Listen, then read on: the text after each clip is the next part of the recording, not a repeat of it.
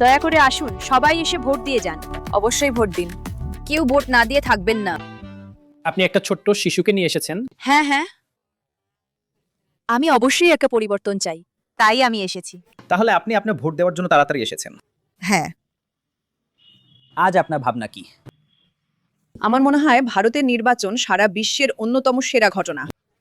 এই নির্বাচনগুলো আয়োজন করতে যে পরিমাণ প্রচেষ্টা এবং সংগঠন লাগে তা অবিশ্বাস্য।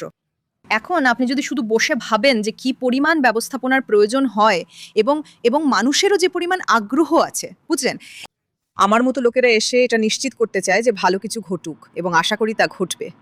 একজন তরুণ হিসেবে আপনার উদ্বেগগুলো কি কি? আপনি কি চাইছিলেন? মানে একটা যে কোনো সরকারের কাছ থেকে আপনার প্রত্যাশা কি? আমার প্রত্যাশা হয়তো কর্মসংস্থানের সুযোগ। আপনি কি একজন ছাত্রী নাকি আপনি বেকার মানুষদের জন্য কর্মসংস্থানের সুযোগ? হয়তো হ্যাঁ, এটাই আমার চিন্তা আসলে। বেশিরভাগ মানুষই আসলে একটা ভালো চাকরি পাচ্ছে না, তাই আমার মনে হয় তাদের ওই জিনিসগুলো খোঁজা উচিত।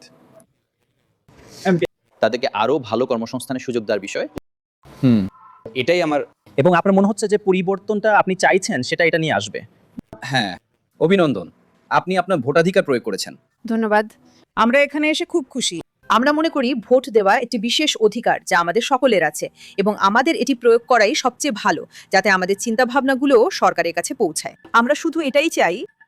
আমার মনে হয় আমাদের এটা স্বীকার করা দরকার যে ভারত একটি খুব অনন্য গণতন্ত্র, যেখানে সবাই তাদের ভোট প্রয়োগ করে, তাই এর ব্যবস্থা খুব ভালো হয়েছে।